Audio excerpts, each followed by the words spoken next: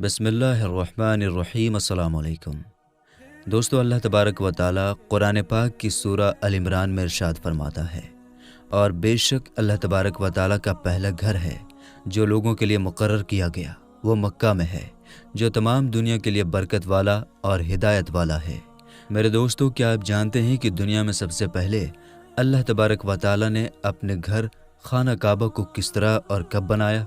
क्या ये बात सच है कि अल्लाह तबारक व ताला ने खाना काबा को पैदा किया? और खाना काबा की तामीर सबसे पहले किसने की? और खाना काबा का हज और तवाफ़ करने वाले सबसे पहले कौन लोग थे? और आज जो खाना काबा हम देखते हैं, इसकी तामीर कितने सौ साल पुरानी है? और खाना काबा को अब तक कितनी बार तामीर किया जा चुका है? काबा शरीफ जब मौजूद नहीं था तो इससे पहले वहाँ पर क्या था? और खाना काबा का छुपा हुआ राज क्या है? दोस्तों, इन सारे सवालों का जवाब कुरान और हदीस की रोशनी में आज की इस वीडियो में हम आपको बताएंगे। लिहाजा आपसे रिक्वेस्ट करते हैं कि हमारी इस वीडियो को आखिर तक ज़रूर देखिएगा। दोस्तों, खाना काबा एक ऐसा मुक़द्दस मकाम है जिसको देखने के लिए हर मुसलमान तड़पता है और जिसका तवाफ़ करने के लिए हर मुसलमान का दिल तरसता है। मेरे दोस्तों, खाना काबा की मौजूदा इमारत 404 साल पुरानी है। खाना काबा को अब तक 10 मरतबा तामीर किया जा चुका है। मेरे दोस्तों, खाना काबा की सबसे पहली तामीर हज़रत आदम अलैहिस्सलाम की तख्लीक से 2000 साल पहले हुई, और खाना काबा की सबसे पहली तामीर फ़रिश्तों ने की।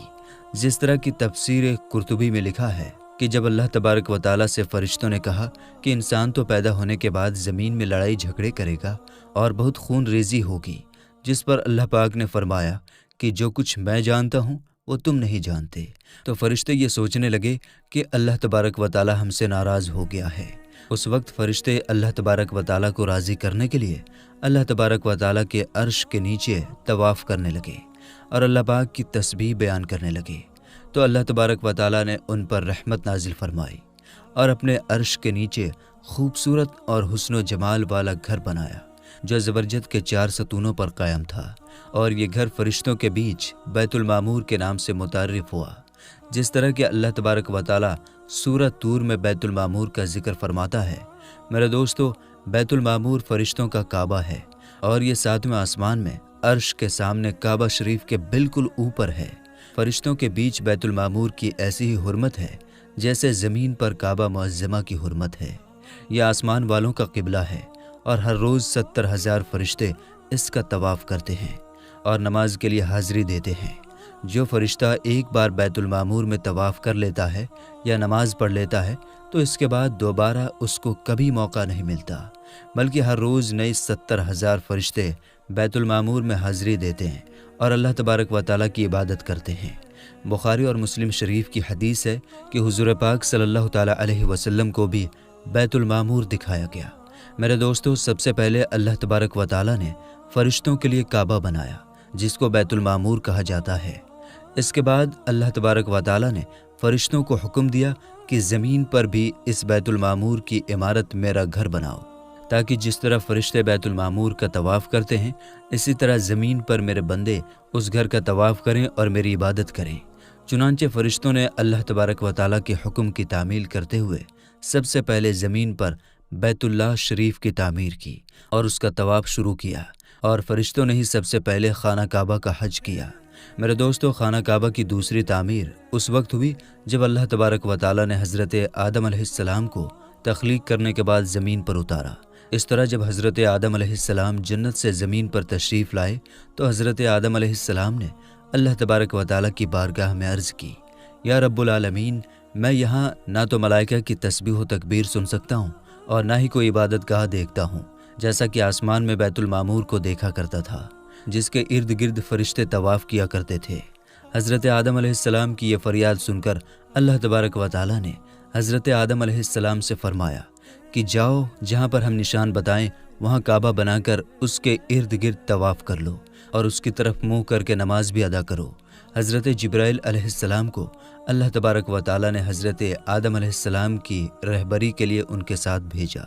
चुनांचे हज़रत जिब्रील अलैहिस्सलाम अल्लाह तबारक व ताला के हुक्म के मुताबिक हज़रत आदम अलैहिस्सलाम के साथ चल पड़े और उन्हें उस मकाम पर लाए जहाँ से ज़मीन बनी थी। یعنی کہ جس جگہ سب سے پہلے زمین کی جھاگ پیدا ہوئی تھی اور پھر وہی جھاگ پھیل کر پوری زمین بنی، اس مقام پر حضرت جبرائیل علیہ السلام نے اپنے پر کو زمین پر مارا تو 7 زمینوں تک خانہ کعبہ کی بنیاد ڈال دی، جن بنیادوں کو فرشتوں نے 5 پہاڑوں کے پتھروں کی مدد سے بھرا اور ان بنیادوں پر چاروں طرف دیواریں کھڑی کر دی۔ ان 5 پہاڑوں میں کوہ لبنان، کوہ طور، کوہ جود حرا وغیرہ بھی شامل تھے۔ اس طرح اس دوسری تعمیر میں حضرت جبرائیل علیہ السلام، حضرت آدم علیہ السلام اور حضرت اماں حوا رضی اللہ تعالی عنہا نے بھی شرکت کی۔ حضرت اماں حوا رضی اللہ تعالی عنہا مٹی اٹھا کر لاتی اور حضرت آدم علیہ السلام خانہ کعبہ کی تعمیر کرتے۔ جب خانہ کعبہ کی تعمیر کا کام مکمل ہو گیا تو پھر اللہ تبارک و تعالی نے حضرت آدم علیہ السلام کو طواف کرنے کا حکم دیا اور ساتھ ہی فرمایا کہ آپ پہلے انسان ہیں اور یہ پہلا گھر ہے۔ پھر حضرت آدم علیہ السلام خانہ کعبہ کی طرف منہ کر کے نماز ادا کیا کرتے اور اللہ تبارک و تعالیٰ کی عبادت میں مشغول رہا کرتے۔ خانہ کعبہ کی تیسری تعمیر۔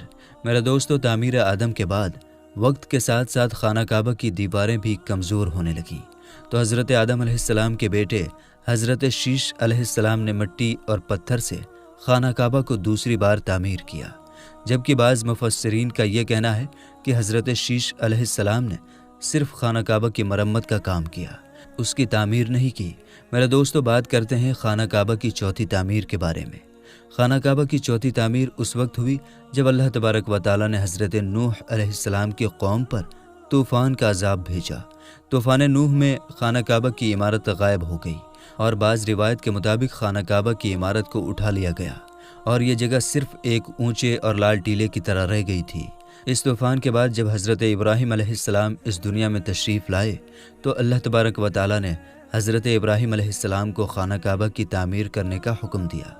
حضرت ابراہیم علیہ السلام نے چوتھی مرتبہ خانہ کعبہ کو کس طرح تعمیر کیا، اس واقعے کا پس منظر کچھ یوں ہے کہ جب اللہ تبارک و تعالیٰ کے حکم کے مطابق حضرت ابراہیم علیہ السلام نے اپنی بیوی حضرت حاجرہ رضی اللہ تعالی عنہا اور اپنے پیارے بیٹے حضرت اسماعیل علیہ السلام کو مکہ کی بنجر و ویران زمین اور پہاڑوں کے بیچ چھوڑ دیا، جہاں پر کوئی انسانی آبادی کا نام و نشان نہ تھا اور نہ ہی خانہ کعبہ کی عمارتیں۔ خانہ کعبہ کی جگہ بس ایک لال رنگ کا ٹیلا تھا۔ اس وقت حضرت ابراہیم علیہ السلام نے اپنی بیوی اور بچوں کو چھوڑ کر اللہ تبارک و تعالیٰ کے حکم کے مطابق مکہ کی طرف پہلا سفر کیا۔ اس کے بعد جب دوسری دفعہ حضرت ابراہیم علیہ السلام اپنے خاندان سے ملنے کے لیے فلسطین سے مکہ آئے تو تب حضرت اسماعیل علیہ السلام کی قربانی کا واقعہ پیش آیا، اور تیسری بار جب حضرت ابراہیم علیہ السلام مکہ میں تشریف لائے تو حضرت اسماعیل علیہ السلام کی شادی ہوئی اور اس وقت حضرت حاجرہ رضی اللہ تعالی عنہا کا انتقال ہو چکا تھا۔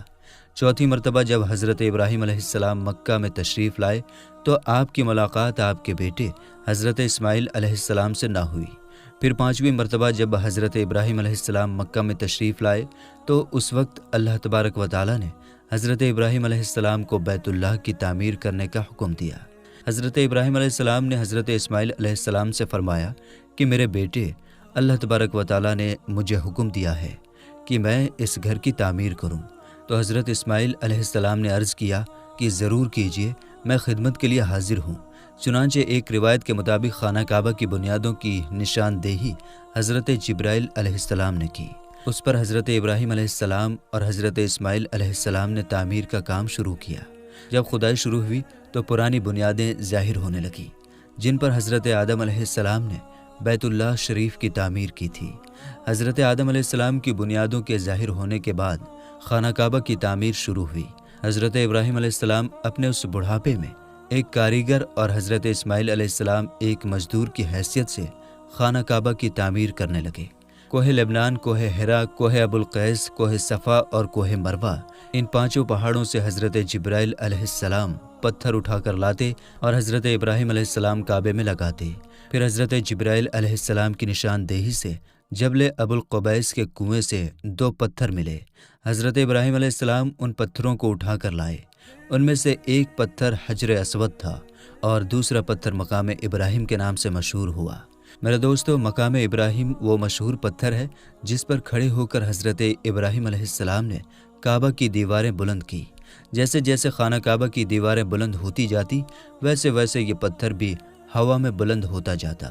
میرے دوستو، نبی کریم صلی اللہ تعالیٰ علیہ وسلم نے ارشاد فرمایا کہ حجر اسود جب جنت سے اتارا گیا تو دودھ سے بھی زیادہ سفید تھا، پھر انسانوں کے گناہوں نے اسے کالا کر دیا۔ اور ایک اور روایت کے مطابق نبی کریم صلی اللہ تعالیٰ علیہ وسلم نے ارشاد فرمایا، حجر اسود اور مقام ابراہیم جنت کے یاقوتوں میں سے 2 یاقوت ہیں۔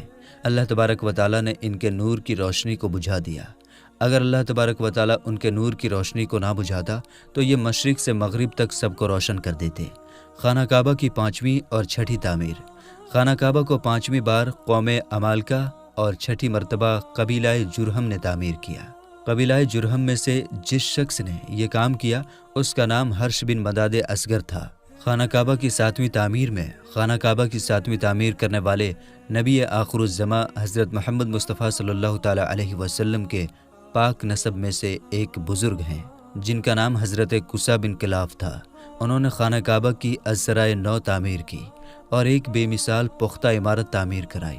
میرے دوستو، خانہ کعبہ کی 8ویں تعمیر کی ضرورت اس وقت پڑی جب قبیلہ قریش کی سرداری کے دور میں ایک زبردست سیلاب آیا جس سے خانہ کعبہ کی دیواریں بے حد کمزور ہو گئی، تو متفقہ فیصلے کے تحت خانہ کعبہ کو قبیلہ قریش نے دوبارہ سے تعمیر کروایا، جس تعمیر میں نبی آخر الزماں حضرت محمد مصطفیٰ صلی اللہ تعالیٰ علیہ وسلم کی ذات اقدس نے بھی شرکت فرمائی۔ لیکن اس وقت سرمایہ کم ہونے کی وجہ سے قریش کی تعمیر میں حطیم کعبہ کو شامل نہیں کیا گیا تھا۔ خانہ کعبہ کی 9ویں تعمیر اس وقت ہوئی جب یزیدی فوج کی سنگ باری کی وجہ سے خانہ کعبہ کی دیواریں شکستہ ہو گئیں، تو حضرت عبداللہ بن زبیر نے حطیم کعبہ کو، جو کہ قریش کی تعمیر میں شامل نہیں کیا گیا تھا، اس کو بھی شامل کر کے بنیاد ابراہیمی پر خانہ کعبہ کو نئے سرے سے تعمیر فرمایا۔ خانہ کعبہ کی 10ویں تعمیر عبد الملک بن مروان کے نائب حجاج بن یوسف، جو کہ ایک ظالم حکمران تھا، اس نے 74 ہجری میں پھر سے خانہ کعبہ کو قریش والی تعمیر کے مطابق بنوایا۔ اس کے دور کے بعد جب خلیفہ ہارون مسند پر بیٹھا تو اس نے خانہ کعبہ کو منہدم کرنے کا فیصلہ کیا اور حضرت عبداللہ بن زبیر کی تعمیر کے مطابق خانہ کعبہ کو تعمیر کرنا چاہا، لیکن امام ابو یوسف نے یہ کہہ کر اسے روک دیا کہ اگر یہی طریقہ کار رہا تو پھر ہر آنے والا حکمران اپنی شہرت کے لیے خانہ کعبہ کو گرا کر نئی تعمیر کروایا کرے گا، اور اس طرح لوگوں کے دلوں میں اس گھر کی عظمت کم ہوتی جائے گی۔ پھر 1040 ہجری میں سلطنت عثمانیہ کے سلطان مراد بن احمد خان شاہ قسطنطنیہ نے حجر اسود والے رکن کے علاوہ ساری عمارت کی بنیاد کو بنیاد حجاج کے موافق تعمیر کروایا۔ اس تعمیر کا کام 6 ماہ کے اندر مکمل ہوا۔ اس نے خانہ کعبہ کے اندر سنگ مرمر کا پتھر لگوایا اور نہایت ہی خوبصورت چھت بنوائی، اور باہر کی دیواریں سنگ خارا سے چونا میں چنی گئی، اور نہایت ہی نفیس اور روشنی سیاہ رنگ کا پردہ خانہ کعبہ پر ڈال دیا جس پر کلمہ طیبہ تحریر تھا اور سنہری لفظوں میں سلطان کا نام بھی لکھا ہوا تھا۔ اس طرح سلطنت عثمانیہ کی تعمیر کے بعد شاہ فہد بن عبدالعزیز نے سن 1417 کو بیت اللہ شریف کی تجدید کا کام شروع کیا۔ لہٰذا اس طرح خانہ کعبہ کی موجودہ عمارت کم و بیش 404 سال پرانی ہے، کیونکہ یہ عمارت 1040 ہجری میں بنی اور اب 1444 ہجری ہے۔ اللہ تبارک و تعالیٰ سے دعا ہے کہ اللہ تبارک و تعالیٰ اپنے بیت اللہ شریف کی بار بار زیارت نصیب فرمائے اور حج بیت اللہ کی سعادت نصیب فرمائے، آمین یا رب العالمین۔ تو میرے دوستو، ہم یہ امید کرتے ہیں کہ آپ یہ جان گئے ہوں گے کہ خانہ کعبہ کی جگہ پہلے کیا تھا۔ تو میرے دوستو، ملتے ہیں پھر ایک نئی اور اچھی ویڈیو کے ساتھ۔ تب تک کے لیے آپ اپنا اور اپنوں کا بہت زیادہ خیال رکھیے۔ السلام علیکم، اللہ حافظ۔